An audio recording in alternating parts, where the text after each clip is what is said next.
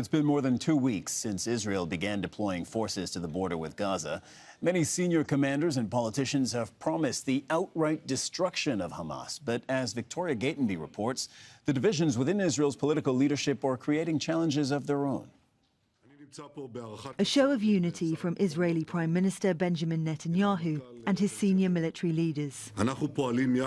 We are working together as one fist for one goal, to eliminate Hamas. We back up each other and we back up the IDF, our fighters and commanders. The infighting in the wartime cabinet has dominated Israeli media amid the lengthening wait for the planned invasion of Gaza. In the meantime, a show of force from the Navy. On board is Israeli Defense Minister Yoav Gallant, who's called for patience.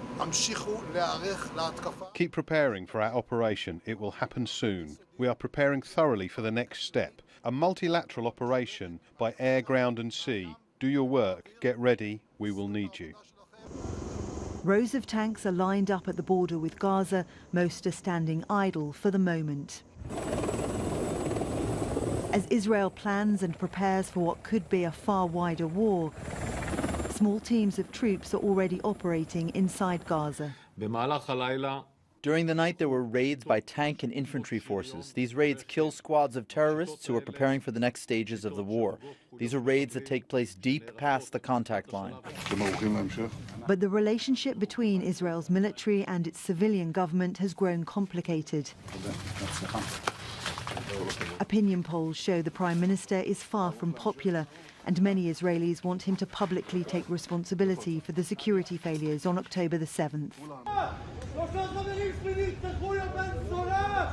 This Israeli soldier, angered by the failure to prevent the Hamas attacks, was removed from an army base Netanyahu was visiting. Israel's military is making it clear that it's ready to fight, conducting live-fire drills as it waits for the country's fractious political leadership to give the go-ahead for the next stage in its offensive. Victoria Gatenby, Al Jazeera. Gideon Levy is a columnist at Haaretz Newspaper. You're joining us from Tel Aviv. Gideon, it's good to have you on the program. Give us your thoughts on the divisions within Israeli society, which were very apparent before all of this began. Weeks and weeks, months, in fact, of protests against Netanyahu for completely different reasons. But the divisions were apparent.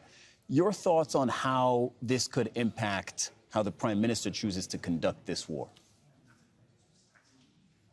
I'm not sure it will impact his conduction of the war, but I have no doubts that once the war will be over, his time will be over. I don't see him recovering from the fiasco. I don't see people just getting used to the fact that he will continue to be Prime Minister after this fiasco. The big change right now, after all those months of protest against him, is that the protest is much wider now, even though outspoken, because more and more right-wingers say in closed rooms, they don't come out yet, but they all say the same: we cannot continue with this man. And the failure is so clear, and him not taking any responsibility for the failure will have to exploit. I guess it will wait until the war will be over. But if, God forbid, there will be another fiasco like it was on the 7th of October, then he will have to go at once. I mean, his time is now very, very limited, and my guess is that he knows it. But you say it probably won't change the decision-making from Netanyahu in the short term. Yeah, because everyone agrees that that's not the time to change Prime Minister, even though one can also put doubts on this assumption. But let's say that's the general assumption.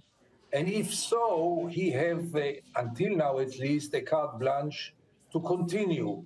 Don't forget that there is, as far as I can judge, quite a clear majority in Israel with all the eagerness to take revenge over Hamas.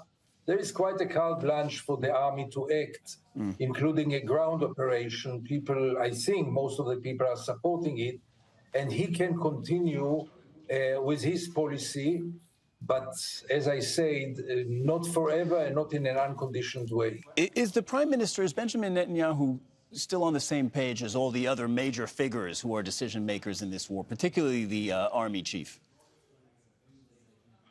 No, Netanyahu. Look, there are two real decision makers in this war from the side of Israel. One is President Joe Biden, and the other one is Prime Minister Benjamin Netanyahu. And I'm not even sure that they share the responsibility equally. But in any case, it's about Netanyahu. Netanyahu was always very authoritative and quite lonely in decision-making. And this is also the process now. I don't think he trusts anybody around him. I don't think he takes advices from anyone around him.